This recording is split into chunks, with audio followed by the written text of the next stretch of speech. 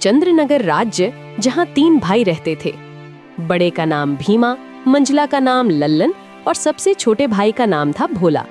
पिताजी गुजर चुके हैं, तीनों भाई का विवाह भी हो गया। आज तीनों भाई पिता की संपत्ति का बंटवारा कर रहे हैं। आहा, देखो भाई, मैं सबसे बड़ा हूँ, इसलिए मैं बंटवारे का काम करूँगा। बोलो, तुम लोगों को मंजूर है?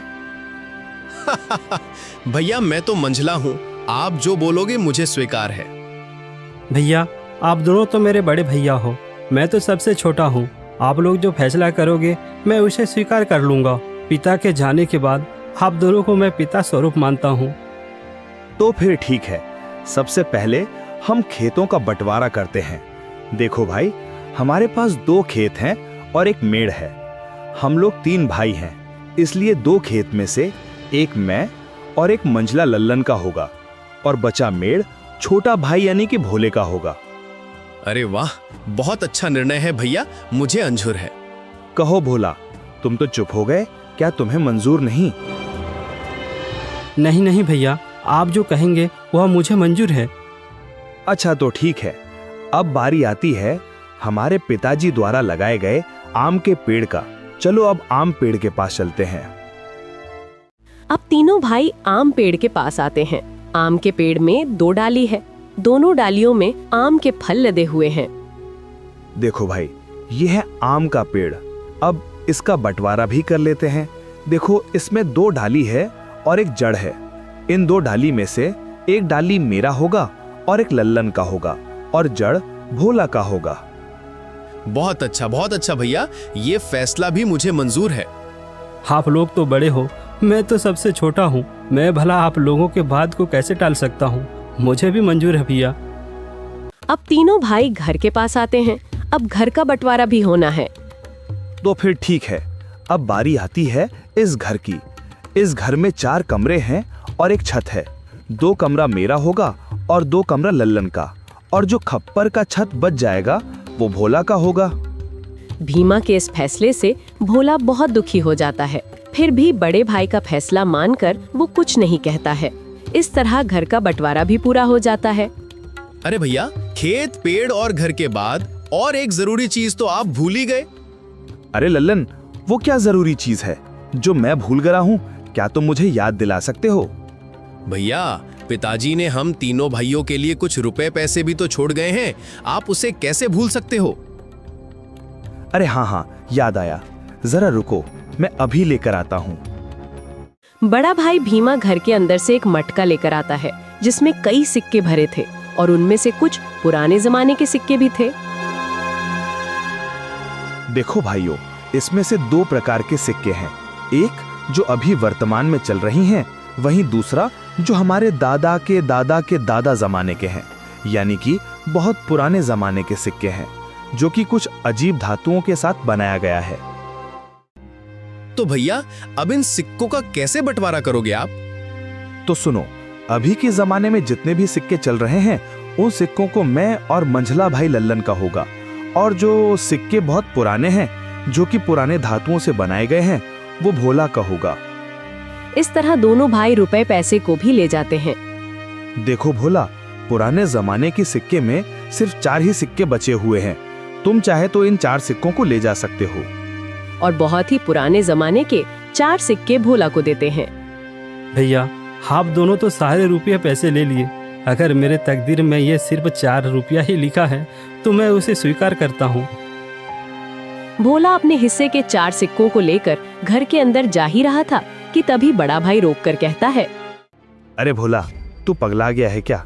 तूने सुना नहीं? बंटवारा हो गया है। अब इस घर में हम रहेंगे। तुम्हारा हिस्सा तो छत में है, तुमको तो बंटवारा छत में दिया गया है। अब तुम उस खप्पर छत में जाकर रह सकते हो। इस घर के अंदर अब तुम नहीं रह सकते। अब ये घर हम दोनों का हुआ। भैया, आप ही कैसी बातें कर रहे हो? मैं कहाँ जाऊँगा? मेरा तो अभी अभी शादी हुआ है, मैं कहाँ रहूँगा भैया? अरे भोला भाई, ये तो तुम्हें पहले सोचना था ना, जब बंटवारा चल रहा था। अब पछताए क्या करें जब चिड़िया चुग गई खेत। दोनों भाई ने भोला और उसकी पत्नी को घर से धक्के मारकर बाहर कर दिया। वहीं दोनों पति पत्नी गांव के तालाब किनारे अपनी एक छोटी सी कुटिया बनाकर रहने लगे। हे भगवान, यह हमारे साथ क्या हो रहा है? अब ना घर का रहे ना घाट का, कैसे चलेगा जीवन? 2 वक्त की रोटी तो छोड़ो, एक रोटी भी नसीब में नहीं है। अब रोते जाओ, जी भर के रोते रहो। अकल तो तुम्हारी घास चढ़ने गई थी, मेरी मती मारी गई थी। जो मैंने तुम्हारे साथ विवाह किया, मेरी तो किस्मत ही खराब है। बड़े भाई बोलकर तुमने कुछ ज्यादा ही इज्जत दे दी। देख लिया नतीजा, अब भुगतो। पद्मा, वह दोनों मेरे बड़े भाई थे। अब बताओ भला, मैं उनसे कैसे सवाल जवाब करता? अच्छा, तुम्हारे बड़े भाइयों ने तो अपने छोटे भाई के लिए कुछ नहीं सोचा? सब कुछ तो रख लिया। तुम्हारे हिस्से में क्या दिया है? खेत के नाम पर मेड़ दिया है और पेड़ के नाम पर जड़ दिया है, घर के नाम पर छत दिया है और पैसे के नाम पर ये आदम जमाने के 4 सिक्के दिए हैं। पद्मा, अब बस भी करो, और कितनी ताने मारोगी? अब छोड़ो उन बातों को। चलो छोड़ दिया, अब बताओ आगे का क्या? क्या करोगे, क्या खाओगे, कुछ बताओगे मुझे? अब मैं क्या करूं पद्मा? अब तो मेरे पास कुछ भी नहीं है। एक काम करता हूँ, मैं मुखिया के पास इन पुराने सिक्कों को लेकर जाता हूँ। शायद इन सिक्कों के बदले मुझे कुछ नया सिक्का मिल जाए।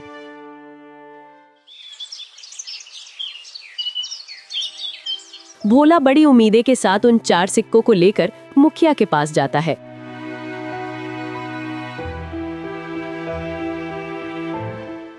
अरे भोला, तुम यहाँ? बताओ कैसे आना हुआ? मुखिया जी, मेरे पास यह सिर्फ 4 सिक्के ही हैं। क्या आप इन सिक्के के बदले मुझे कुछ नए सिक्के दे सकते हैं?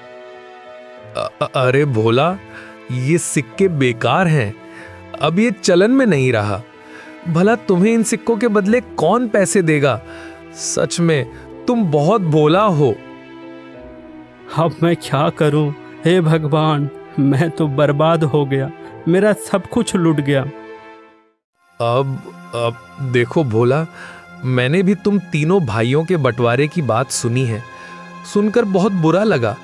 दोनों भाइयों ने तो सब कुछ ले लिया और बदले में तुम्हें कुछ नहीं दिया। ऊपर से उन निर्दयी भाइयों ने तुम्हें घर से भगा भी दिया। हे भगवान, ऐसा भाई तो दुश्मनों को भी ना मिले। अभी क्या करूं मुखिया जी? लगता है मेरी तकदीर में कुछ नहीं है। मेरा मर जाना ही ठीक है। तुम्हारी दुख मुझे देखा नहीं जाता भोला, पता नहीं क्यों। वैसे तो मैं किसी के ऊपर दया नहीं करता, फिर भी तुम्हारा दुख देखकर मेरे जैसे कठोर दिल भी आज पिघल गया। एक काम करो भोला, कल से तुम और तुम्हारी पत्नी मेरे खेतों पर काम करो। मैं जितना मजदूरी दूसरे मजदूरों को देता हूं, उससे ज्यादा मजदूरी मैं तुम दोनों को दूंगा। वैसे भी तुम्हारे पास अभी कोई काम नहीं है। हाँ मुखिया जी, मैं आपके यहाँ काम करूँगा। मेरी पत्नी भी काम करेगी। ठीक है भोला, तो फिर कल सुबह से खेत पर काम के लिए आ जाना। और ये तुम अपने सिक्के अपने पास ही रखो, शायद यही तुम्हारी 4 रुपए की तकदीर वाली निशानी है। भोला उदास होकर वापस अपने कुटिया पर आता है। भोला की पत्नी रास्ता देख रही थी। भोला अपनी पत्नी के पास आकर सारी बातें बताने लगता है। अब यही दिन देखना बाकी था। अब हमें दूसरे के खेतों में काम करना पड़ेगा। हाय रे मेरी किस्मत। अब देखो पद्मा, तुम ज्यादा ज्ञान मत दो। हमें काम मिला है, कल से काम पर जाना है। इस तरह दिन गुजरता गया। भोला और पद्मा अब मुखिया के खेतों पर काम करने लगे। रोजी रोटी का एक जरिया उन्हें मिल गया। खेतों पर फसल लहलहाने लगी। अरे भैया, इस साल तो हमारा फसल बहुत अच्छा हुआ है। हाँ भाई, इस साल तो बहुत ज्यादा फसल हुआ है। इस साल बहुत आमदनी होगा। अब चलो भैया, अब घर चलते हैं, कल सुबह फिर आएंगे।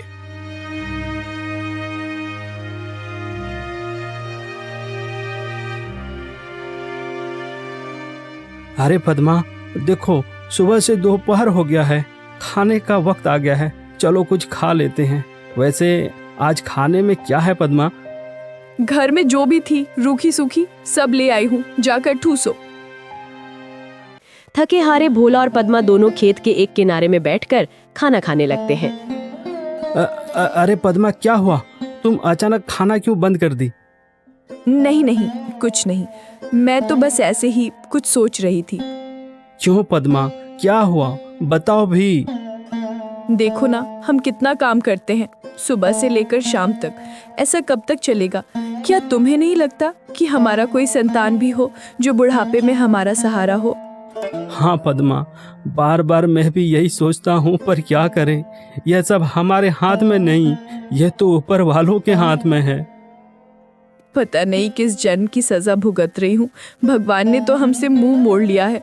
बेघर होकर हम भटक रहे हैं। हमारे भाग्य में कुछ नहीं, न कोई संतान, न कोई जमीन जायदाद। हाँ पद्मा, अब तो भगवान पर भी भरोसा उठने लगा है। भोला और पद्मा दोनों बातें कर ही रहे थे कि तभी वहाँ अचानक एक चिड़िया आकर बैठ जाती है। अरे अरे, ये देखो तो, यह तो एक चिड़िया है, हमारे पास ही आकर बैठ गई। लगता है इसे भूख लगी है, हमें इसे कुछ खाने को देना चाहिए। हाँ पद्मा, तुम इसे कुछ खिला दो, शायद भूख के मारे यहाँ आ गया होगा। पद्मा ने उस चिड़िया को कुछ चावल देती है। चिड़िया कुछ देर पद्मा को देखती रहती है, फिर चिड़िया उस चावल को खाकर उड़ जाती है। अब चलो पद्मा, घर चलते हैं, शाम भी हो रहा है। भोला और पद्मा दोनों खेतों पर काम करने के बाद अपना कुटिया पर चले जाते हैं।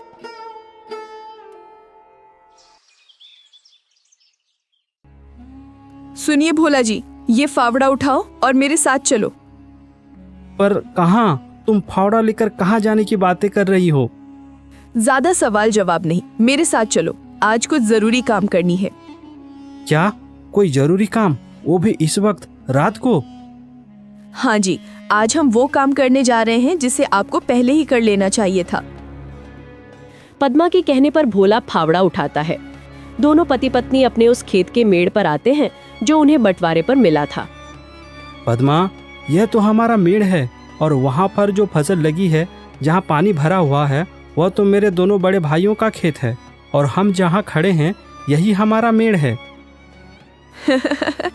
इसलिए तो मैं तुमको यहाँ लेकर आई हूँ बुद्धू। और सुनो, आप इस मेड़ को अभी के अभी तोड़ दो। ये क्या कह रही हो तुम? इससे तो मेरे दोनों भाइयों के पूरे फसल बर्बाद हो जाएगा। बिना मेड़ के भला खेती कैसे हो सकता है पद्मा? ये समस्या तुम्हारे भाइयों का है, तुम्हारा नहीं। हमारा मेड़ हमारी मर्जी, तोड़े या रखे। अरे वाह पद्मा वाह, मुझे पता नहीं था, तुम तो बड़ी होशियार हो, अब मुझे समझ में आ गया। इस तरह पद्मा और भोला ने खेत के सारे मेड़ को तोड़ दिया, जिससे खेतों से पानी बह गया और फसल बर्बाद हो गया। अगली सुबह जब दोनों भाई खेत पर पहुंचते हैं, हे भगवान, ये क्या हो गया? हमारे सभी फसल तो बर्बाद हो गया। कितनी अच्छी फसल लगी थी, सोचा था इस साल सोने के गहने लूंगा, पर सपना सपना ही रह गया। अरे भाई, हम दोनों तो बर्बाद हो गए रे। कितनी अच्छी फसल लगी थी, अब बिना पानी से सब सूख गया। भला अब फसल कैसे होगी? अरे भैया, वो देखो, खेत का मेड़ को किसी ने तोड़ दिया है। जब मेड़ ही नहीं है तो खेत में पानी कहाँ रहेगा और हम सिंचाई कैसे करेंगे? जरूर ये काम भोला का होगा, जरूर उसने होशियारी की होगी। भीमा और लल्लन दोनों रोते हुए घर को आते हैं। घर आकर अपनी पत्नियों को सारी कहानी बताने लगते हैं। अरे ये क्या हो गया? देखो जी, मेरी बात सुनो। अगर फसल बर्बाद हो गया है तो कोई बात नहीं, हमारा आम का पेड़ तो है। हाँ, तुमने बिल्कुल सही कहा, पर अभी आम पकने को कम से कम 12 से 15 दिन और लगेगा। हाँ भैया, जब आम पक जाएंगे तो हम उसे बाजार ले जाकर अच्छे पैसे कमा सकते हैं। हाँ लल्लन, तुम बिल्कुल ठीक कह रहे हो। अब यही एक रास्ता बचा है, वरना हम सब भूखे मर जाएंगे।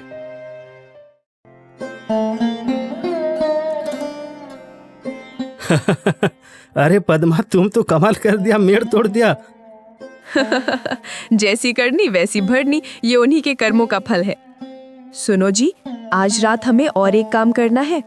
अरे पद्मा, इस बार क्या करना है? अरे बुद्धू, तुम अब देखते जाओ, वो तुम्हें शाम होने के बाद ही बताऊंगी। जैसे ही शाम हुआ, पद्मा और भोला दोनों कुल्हाड़ी लेकर उस आम के पेड़ के नीचे पहुंच जाते हैं जो उन्हें बंटवारे पर मिला था। सुनो जी, क्या यही वो आम का पेड़ है?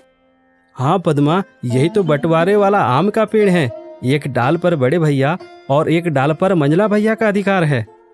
तो फिर हमारा हिस्सा कौन सा है? अरे पद्मा, मैंने तो पहले ही तुम्हें बता दिया था कि हमारा हिस्सा सिर्फ जड़ है, इसके अलावा और कुछ भी नहीं। तो फिर ठीक है, इस पेड़ का जड़ तो हमारा है, इसलिए इस जड़ को रखे या काटे हमारी अपनी मर्जी। दोनों पति पत्नी आम के पेड़ को काट देते हैं। आम का पेड़ नीचे जमीन पर गिर जाता है। एक जोरदार आवाज होता है। भीमा और लल्लन दौड़कर पेड़ के पास आते हैं। भोला और पद्मा को दोनों भाई पकड़ लेते हैं। अच्छा, तो तू है भोला, तू हमसे बदला ले रहा है। आज तो तेरा खैर नहीं, तुझे तो इसकी सजा जरूर मिलेगी। अरे रुको भैया, हम इन दोनों को राजा के पास ले चलते हैं और इनको कौड़े की मार वाला सजा दिलवाते हैं। हाँ, बिल्कुल ठीक कहा लल्लन तुमने। भोला और पद्मा को दोनों भाई रात भर कमरे में बांध कर रखते हैं। सुबह होते ही राजा के पास दोनों को लेकर पहुंच जाते हैं। राजा के पास जाकर दोनों भाई ने बताया कि भोला और उसकी पत्नी ने अपराध किया है। अच्छा, तो ये बात है। देखो भीमा और लल्लन, मैंने तुम दोनों की बातें सुन ली है। तुम्हारा कहना है कि तुम्हारा छोटा भाई भोला तुम्हारा फसल को नुकसान कर दिया खेत के मेड़ को तोड़कर, और अब फल का नुकसान कर दिया पेड़ का जड़ को काटकर। कहो भोला, क्या ये सच है? तुमने ऐसा क्यों किया?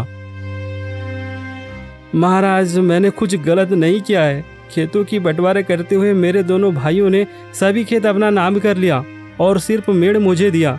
अब मेरा मेड़ मेरा मर्जी, मैं तोड़ूं या रखूं महाराज, इसमें किसी को कोई आपत्ति नहीं होना चाहिए। और आम का पेड़ को तुमने जड़ सहित क्यों काट दिया? वो तो अपराध है। महाराज, जब बंटवारा हुआ था तब मेरे दोनों भाइयों ने आम से लदे हुए डाली ले गई और मुझे सिर्फ आम के पेड़ का जड़ को दिया। अब चूंकि महाराज जड़ मेरा है तो मैं काटूं या रखूं, ये मेरी मर्जी महाराज। इसमें किसी को हस्तक्षेप करने का कोई अधिकार नहीं है महाराज। चूंकि जड़ मेरा था तो मैंने इसे काट दिया। वैसे तुम्हारा भी कहना सही है। तुमने तो खूब बदला लिया है भोला। ईंट का जवाब पत्थर से। वाह भाई वाह, मान गए तुमको भोला। महाराज, आप तो भोला की तारीफ करने लगे। हमें न्याय चाहिए। मूर्ख, तुम दोनों ने अपने छोटे भाई के साथ अन्याय किया है और अभी न्याय की आस लेकर मेरे पास आए हो। इससे पहले कि मैं तुम्हें कोड़े लगवाऊं, तुम निकल जाओ यहाँ से।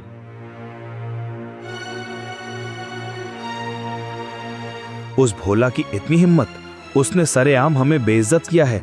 उस भोला को तो सबक सिखाना ही पड़ेगा। हाँ भैया, नहीं छोड़ेंगे उसे। भोला और उसकी पत्नी रोज की तरह आज भी मुखिया की खेतों पर काम कर रहे थे। दोपहर के बाद जैसे ही दोनों खाना खाने बैठते हैं, तभी वो चिड़िया दोबारा उनके पास उड़कर आती है। अरे अरे, यह चिड़िया तो फिर से यहाँ आ गई। लगती है भूखी होगी बेचारी। चलो मैं इसे कुछ खाना खिला देती हूँ। देखो ये चिड़िया कितनी प्यारी है। अगर मेरा भी कोई संतान होता तो उसे भी मैं इसी तरह खाना खिलाती। पद्मा ने उस चिड़िया को खाना खिलाया। खाना खाने के बाद वहाँ एक चमत्कार हो गया। चिड़िया अचानक एक युवक के रूप में बदल गया। आप दोनों ने मुझे वापस इंसानी रूप में लाया है। आज के बाद आप दोनों मेरे माता पिता हो। अरे अरे, ये क्या? ये तो अभी एक चिड़िया थी, अब इंसान कैसे बन गया? कहीं कहीं कहीं तुम कोई बहरूपिया तो नहीं? चले जाओ यहाँ से। युवक को अचानक देख डरने लगे कि तभी वहाँ ऋषि चरणदास जी पहुँच जाते हैं।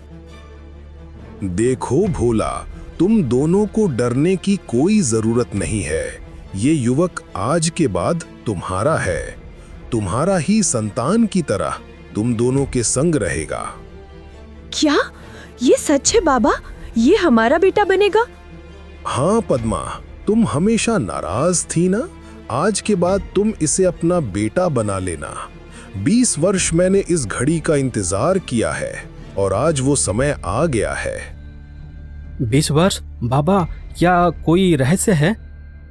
हाँ भूला, आज से 20 वर्ष पहले की बात है, जब मैं प्रातः स्नान के लिए नदी पर गया था।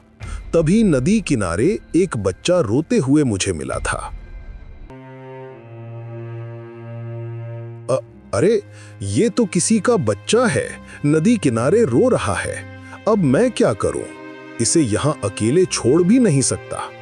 एक काम करता हूँ, इसे मैं अपने साथ आश्रम ले जाता हूँ। ऋषि चरणदास ने उस रोते हुए बच्चे को गोद में उठाकर अपने आश्रम ले आते हैं। हे ईश्वर, ये कैसी लीला है। मैं एक सन्यासी, इस बच्चे को देखभाल करना मेरी बस की बात नहीं। केवल एक माँ ही संतान का सही देखभाल कर सकती है, कोई दूसरा नहीं। ऋषि चरण जी बड़ी असमंजस में पड़ गए थे। वो दिन रात उस बच्चा के बारे में ही सोच रहे थे। समय गुजरता गया और वो छोटा सा बच्चा अब युवावस्था पर पहुंच गया। देखो बेटा माधव, मेरा भी अब उम्र होता जा रहा है। कब तक तुम मेरे साथ रहोगे? तुम्हें माँ बाप की आवश्यकता है, जो तुम्हें अपना नाम देकर तुम्हारा ख्याल रख सके और तुम्हें एक परिवार का प्यार मिल सके। पर बाबा, इस मतलबी दुनिया में भला कौन मुझे अपनाएगा? यहाँ तो सगे भाई भी एक दूसरे के नहीं होते। मैं तो एक अनाथ हूँ ना। नहीं रे माधव, इस दुनिया में भले लोगों की कमी नहीं है, बुराई के बीच अच्छाई भी है, झूठ के अंधकार में सच की ज्योति भी है। आप कहना क्या चाहते हैं? मैं कुछ समझा नहीं। ऋषि चरणदास जी माधव के भविष्य को लेकर दुविधा में फंस गए थे कि उनके बाद माधव का क्या होगा, वो कहाँ जाएगा। तभी उनके मन में एक ख्याल आता है।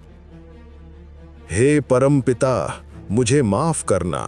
मैं अपने मंत्रों के बल से माधव को एक पक्षी का रूप दे रहा हूँ, जिससे कि वो एक सही माता पिता की तलाश कर सके। भविष्य में ये पक्षी जब किसी योग्य निसंतान दंपति के संपर्क में आएगा, उसी दिन ये मूल रूप में वापस आएगा। उसके बाद वही दंपति इस बच्चे के माता पिता होंगे। इस तरह ऋषि चरणदास ने माधव को एक पक्षी के रूप में बदल देते हैं। वो पक्षी दिन भर उड़कर घूमती, खाना खाती और वापस आश्रम पर आकर रात बिताती। इस तरह माधव का कोई माँ बाप नहीं था, इसलिए इसे मैंने एक पक्षी बनाकर उसे अपने लिए एक योग्य माता पिता की तलाश करने को कहा था, और वो तुम्हें तलाश लिया। आज उसके लिए माँ बाप मिल गया है, इसलिए उसे अब पक्षी बनने की जरूरत नहीं है। भोला और पद्मा, आज के बाद ये तुम्हारा बेटा हुआ। क्या ये सच है बाबा? ये हमारा बेटा बनेगा? आपका बहुत बहुत धन्यवाद बाबा। आपने हमारे निसंतान के वर्षों के दुख को आज दूर कर दिया है। ऋषि चरणदास जी वहीं से वापस अपने आश्रम की ओर चले जाते हैं। वहीं दूसरी ओर भोला और पद्मा माधव को लेकर अपने घर आ जाते हैं। भोला और पद्मा माधव को पाकर बहुत खुश थे। लेकिन एक दिन। क्या बात है पिताजी? मैं पिछले कुछ दिन से देख रहा हूँ, आप चिंतित लग रहे हैं। अरे कुछ नहीं बेटा, मैं तो बस ऐसे ही अपने आप में खो गया था। नहीं पिताजी, मैं समझ सकता हूँ आप चिंतित हैं। आप मुझे बताइए, मैं आपकी क्या सेवा कर सकता हूँ? माधव जिद करने लगा। भोला खुद को रोक नहीं सका। उसने सारी आपबीती माधव को बताया कि किस तरह उसके दोनों भाई ने उसके साथ भेदभाव किया और घर से बाहर निकाल दिया है।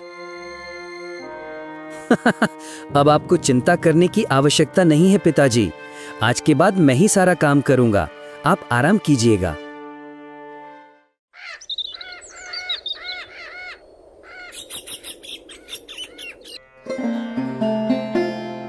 पिताजी, मैं जरा अपने चाचाओं से मिलकर आता हूँ, तब तक आप अपना ख्याल रखिएगा। नहीं बेटा नहीं, वहां मत जाओ, वो लोग अच्छे नहीं हैं। पिताजी, अब आप देखते जाइए आपका ये माधव अब कैसे अपने चाचाओं को चक्की पिसवाता है। पिता के मना करने के बाद भी माधव अपने साथ एक कुल्हाड़ी लेकर भीमा के घर पहुंच जाता है। अरे वो कौन हो तुम और यहाँ क्या लेने आए हो? चाचा जी नमस्ते। आपने मुझे पहचाना नहीं? मेरा नाम माधव है। मेरे पिताजी भोला ने मुझे आपके पास भेजा है। क्या भोला का बेटा? रातों रात भोला का बेटा कहाँ से टपक गया? अरे पागल, ये क्या मजाक है? भोला के पास तो कोई संतान नहीं है, तुम जरूर कोई चालबाज हो। ललन, मुझे लगता है ये भोला का कोई नया चाल है। हमें सावधानी से काम करना होगा।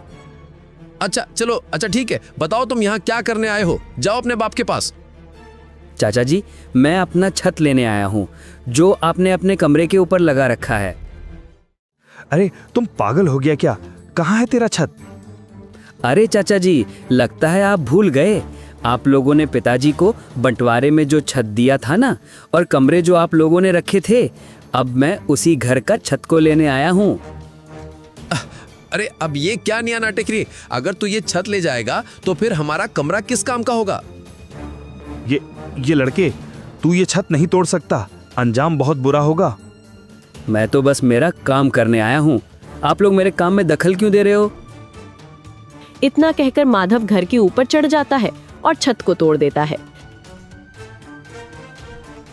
छत टूटने के बाद घबराकर दोनों भाई राजा के पास शिकायत करने पहुंच जाते हैं। अरे भीमा और लल्लन, तुम दोनों फिर से वापस आ गए। बताओ अब क्या हुआ? महाराज, एक जरूरी खबर हमें आपको बतानी है। जरूरी खबर? ऐसा है तो फिर बताओ, क्या खबर लाए हो? महाराज, भोला के पास कोई संतान नहीं है। अचानक रातों रात उसका संतान पैदा हो गया, और वो भी करीब 20 साल का लड़का। हाँ महाराज, और उसने सुबह हमारे घर के सारे छत को तोड़ दिया है और कहता है राजा भी मेरा कुछ नहीं बिगाड़ सकता। सावधान महाराज, मुझे लगता है वो एक बहरूपिया है या फिर कोई गुप्तचर हो सकता है।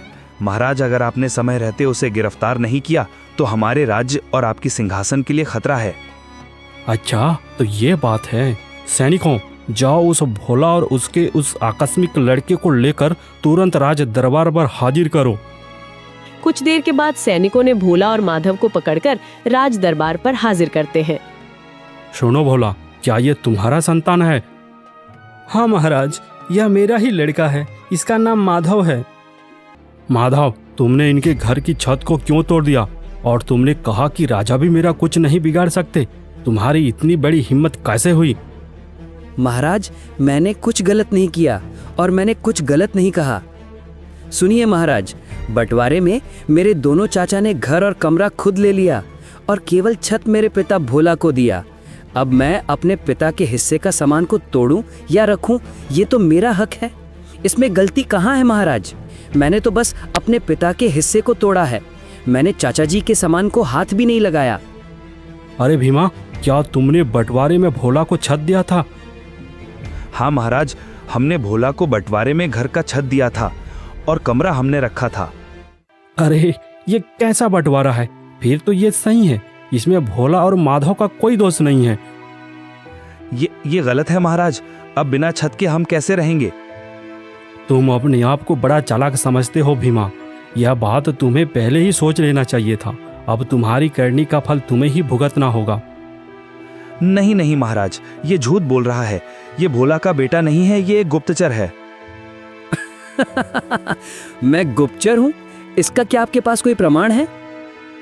बताओ भीमा, इसके गुप्तचर होने का तुम्हारे पास कोई प्रमाण है? तो फिर तुम इस पर आरोप क्यों लगा रहे हो? महाराज, अगर प्रमाण की बात है तो पहले इस माधव को प्रमाण मांगिए। क्या ये हमारी खानदानी है या कोई बहरूपिया? माधव, क्या तुम अपना प्रमाण दिखा सकते हो कि तुम इनकी खानदानी वारिस हो? महाराज, मेरे पास प्रमाण है, लेकिन सबसे पहले इन दोनों भाइयों को प्रमाण मांगिए। क्या इनके पास खानदानी होने का कोई प्रमाण है? लल्लन और भीमा, क्या तुम्हारे पास कोई प्रमाण है? प्रमाण? नहीं महाराज, ऐसा तो कोई प्रमाण नहीं है। तो माधव, इन दोनों के पास भी कोई प्रमाण नहीं है। क्या तुम्हारे पास खानदानी होने का कोई प्रमाण या सबूत है? हाँ है महाराज, मेरे पास प्रमाण है। भोला ने माधव को पहले ही 4 सिक्के दे रखे थे। माधव अपने जेब से पुराने जमाने के वही 4 रुपए वाले सिक्के निकालकर राजा को देता है और कहता है कि ये प्रमाण है उसके खानदानी होने का। महाराज, ये रहा प्रमाण। ये पुराने जमाने के सिक्के हैं जो कि हमारे दादा के दादा जमाने की है। अब ये मेरे पिता ने मुझे दिया है। यह है मेरा खानदानी सिक्का, मेरे पूर्वजों के जमाने का। राजा उन सिक्कों को अपने हाथ में रखकर ध्यान से देखकर कहता है, अरे हाँ, ये तो सैकड़ों साल पुराना सिक्का है। उस समय तो मेरे पिताजी भी राजा नहीं थे, बल्कि मेरी भी दादा के जमाने के उसी समय का यह सिक्का है। इसकी बनावट और इसके धातु बिल्कुल अलग है। आज के जमाने में यह सिक्का करोड़ों रुपए का है। इसका मतलब यह साबित हो जाता है कि तुम ही असली खानदानी हो। अरे बेवकूफ, ये हमने क्या कर दिया? जिस सिक्का को हम खोटा समझ रहे थे, देखो आज वो सिक्का ने साबित कर दिया कि वो खानदानी है। हाँ भैया, और राजा बता रहे हैं कि वो अनमोल हैं, करोड़ों रुपयों के हैं। ये हमसे बहुत बड़ी गलती हो गई। अरे तुम दोनों आपस में क्या फुसफुसा रहे हो? नहीं नहीं महाराज, हम तो बस ऐसे ही आपस में बात कर रहे थे। यह माधव भोला का ही बेटा है, वह खानदानी है, जबकि तुम्हारे पास कोई प्रमाण नहीं है। और उसने छत इसलिए तोड़ा क्योंकि तुम लोगों ने भोला को बंटवारे में छत देकर ठग दिया था। क्योंकि वह उनका छत है, चाहे वह तोड़े या रखे, उस पर हम उंगली नहीं कर सकते। और सुनो भीमा और लल्लन, तुम दोनों ने मेरा और इस राज दरबार का समय खराब किया है। तुम दोनों ने अपने छोटे भाई के ऊपर अन्याय किया है। तुम दोनों को सजा तो मिलकर ही रहेगी। हमें माफ कर दीजिए महाराज, आज के बाद हम दोबारा ऐसा गलती नहीं करेंगे। माफी नहीं, गलती की सजा मिलती है। सुनो मंत्री, मैं ये आदेश देता हूँ कि भीमा, ललन और भोला के खेतों का बराबर बराबर बंटवारा होगा। साथ ही घर भी बराबर हिस्से में बांटी जाएगी। इसके अलावा भोला ने जो संघर्ष किया है और उसने जो कड़ी मेहनत करके जिंदगी गुजारी है, उसके इस धैर्य और साहस को हम प्रणाम करते हैं। और हम ये आदेश देते हैं कि भोला और माधव को हमारे राजघराने की ओर से 5 एकड़ जमीन उपहार में दिया जाए, जिससे कि वह अपनी खेती बाड़ी करके आगे बढ़ सके। साथ ही इन दोनों दुष्ट भाइयों को कारावास में बंद किया जाए। इन दोनों की यही सजा है। जी महाराज, आपकी जैसी आज्ञा। और सुनो मंत्री जी, हमारे इस राज्य में एक होनहार सलाहकार की आवश्यकता थी, जो बल और बुद्धि से निपुण हो। पर उस तरह की योग्य पुरुष हमें आज तक नहीं मिल रहा था। लेकिन भोला के पुत्र माधव के पास वह योग्यता है। इसलिए आज के बाद हम इस राज्य का मुख्य सलाहकार माधव को बनाने की घोषणा करते हैं। इस तरह देखते ही देखते भोला की जिंदगी में एक बड़ा बदलाव हुआ। चारों दिशा से खुशियां ही खुशियां मिल रही थी। पिता की संपत्ति का समान अधिकार मिला, राजघराने से 5 एकड़ जमीन उपहार में मिला और बेटे माधव को राजघराने में मुख्य सलाहकार का पद प्राप्त हुआ। देखा भाग्यवान, तुम हमेशा किस्मत को दोषी बना रही थी ना। देखो आज क्या हुआ, हमारे पास जमीन नहीं था, हमें जमीन मिल गया, वह भी पूरे 5 एकड़। हमारा कोई संतान नहीं था, ऊपर वाले की दया से हमें संतान मिल गया। इस राज्य में हमारा कोई सम्मान नहीं था। आज देखो पद्मा, राजघराने में हमें इतना बड़ा सम्मान का पद मिला है कि हमारा संतान को मुख्य सलाहकार का पद मिला है, यानी कि माधव को मुख्य सलाहकार बनाया गया है। और हमारा पुराना सिक्का जो कभी हम बेकार समझ रहे थे, वो सिक्का तो करोड़ों का निकला पद्मा, करोड़ों का। मुझे माफ कर दीजिए, न जाने मेरे मुंह में जो आया वही बोल दिया। लेकिन ये बात सच है कि समय के आगे किसी की नहीं चलती। समय राजा को रंग तो रंग को राजा बना देती है। इसीलिए हमेशा समय के साथ चलना चाहिए। हाँ पद्मा, और हमेशा एकजुट होकर इंसानों को साथ में चलना चाहिए। बिना पक्षपात के सबको एक जैसा और समान अधिकार मिलना चाहिए। और खोटा सिक्का करोड़ों का निकला। यही है मेहनत, धैर्य और साहस का फल, जो तुरंत नहीं मिलता, लेकिन जब भी मिलता है छप्पर फाड़ के मिलता है।